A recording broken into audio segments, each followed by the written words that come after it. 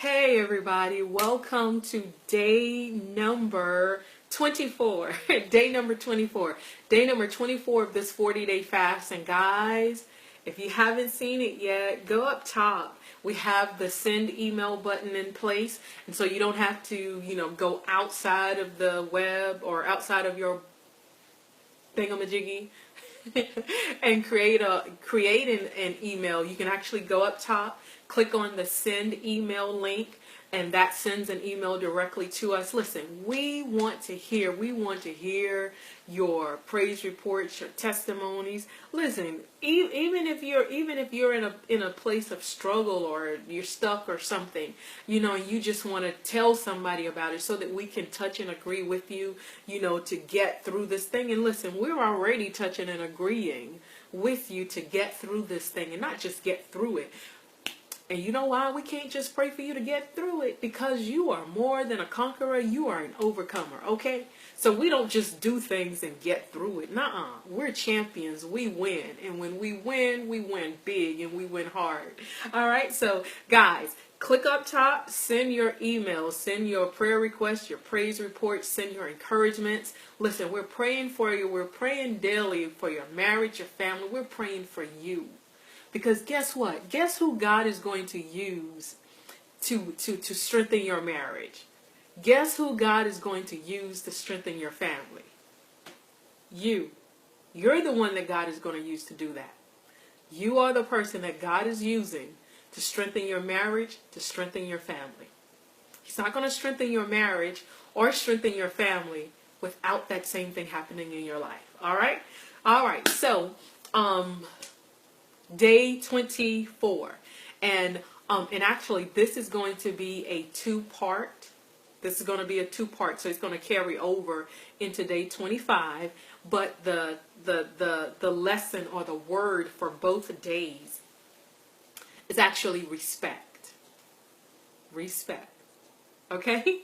All right, so let's go ahead and get started.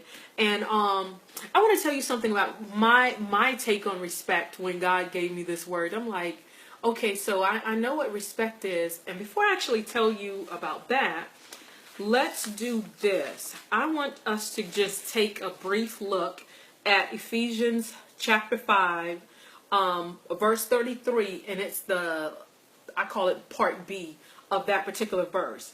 And it says, "And let the wife see that she respects her husband." And so that's where we're taking that from. It's Ephesians 5:33. The B portion of that verse says, "And let the wife see that she respects." I don't know whether that's appropriate to put air quotes there, but emphasis on respect. Let the wife see that she respects her husband. And when I first got that, I was like, okay, so I know what respect is.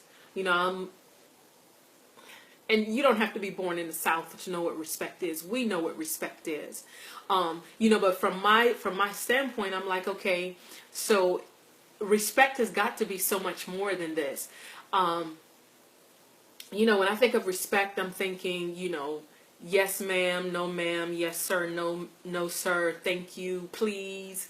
All of those courteous things, all of those courteous things that we do, manners, and so, I'm thinking, okay, so I'm supposed to have manners, see to it that I have manners with my husband.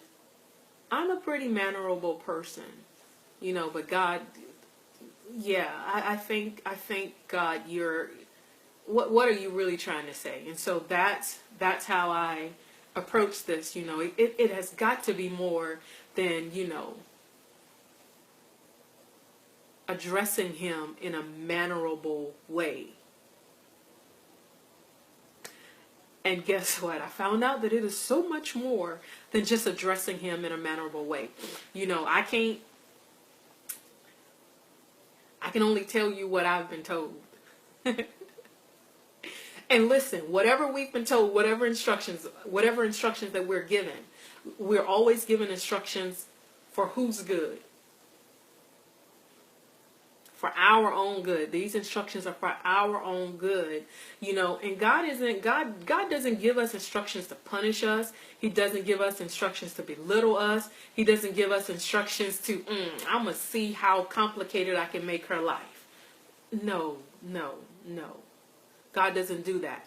Everything that God does, every instruction, every promise, every word, whatever God gives to us, every blessing, because that's exactly what the instructions are. That's exactly what God's word is. That's exactly what his promises are. They're blessings, and we can utilize what God has given us. We can put it into effect. We can activate it and allow it to become a part of our lives so that seed grows up and produces the harvest that we want to see. Every seed that's planted, every instruction isn't all, it doesn't always feel good to the flesh, but it's always for our good. Always for our good. So Ephesians 33 part B says, wives, we are to see to it that we respect our husband. Wives, respect your husbands. Okay, so what is it about respecting our husband? Well, to respect, I want to say this, and then I'll tell you this. A man was created. Man was created to lead. Man was created to lead. And when it comes to respect, that is the area that we're focusing on today. Man was created to lead. Your husband is a man, and he was created by God to lead. So when we respect our husband, what we're actually doing is we are allowing him to lead. We're staying behind him, and we're not going out in front of him. Man was created to lead. He was created to lead. In the Garden of Eden, if you go back in Genesis, after man was created, man had assignments. And one of the assignment was the assignment of leadership. Leadership work, naming the animals. Adam was leading. He was leading. And when he was in the garden leading, something happened. Leadership was taken away from Adam. And this is why Ephesians 5:33 part B is so important for us wives. Because something happened in the garden. See, God never tells us anything that is unnecessary. There's always a reason for the instructions that God gives us. Whenever God tells us something, it's a reason why. I've got to remind woman, I've got to remind wife to do this particular thing. And the reason why he's reminding us to do it is because at one point it wasn't done. And in the Garden of Eden, leadership was lost. How was leadership lost? Adam was created a leader. And Eve comes along, and they get this instruction.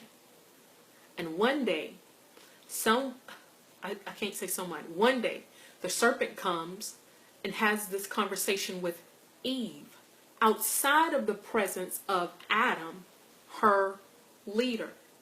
Outside of the presence of Adam, the one who was created to lead. Now, why do you think that the serpent would have a conversation with Eve outside of the presence of her leader?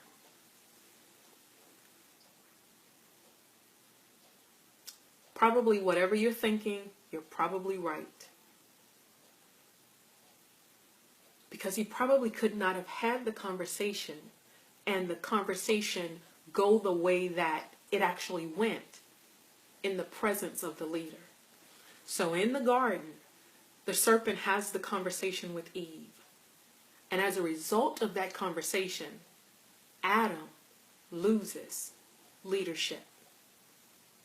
Adam loses leadership. Eve is no longer under the leadership of Adam. Women, I want to say something that's really key as it relates to leadership and what we're talking about right now. Okay, the serpent has this conversation with Eve outside of the presence of her husband. Something that's very important that we as women have to keep in mind. And y'all, I'm trying to find that note because I want to say it correctly. But anyway, this is the thing that we as women have to be very, very, very careful concerning. Listen, don't allow anyone, as a wife, don't allow anyone to have your ears more than your husband. When you allow someone else to have your ear more than your husband, and listen, that someone could be your pastor. That someone could be a family member. It could be a co-worker. It could be a friend. Don't allow no one should have your ear more than your husband. That's a place of influence. This right here, oh, that's a place of influence. And as a wife, no one should have your ear more than your husband. And husbands, it works the same way. This isn't a cop-out or an excuse. Husbands, nobody should have your ear more than your wife. When that happens,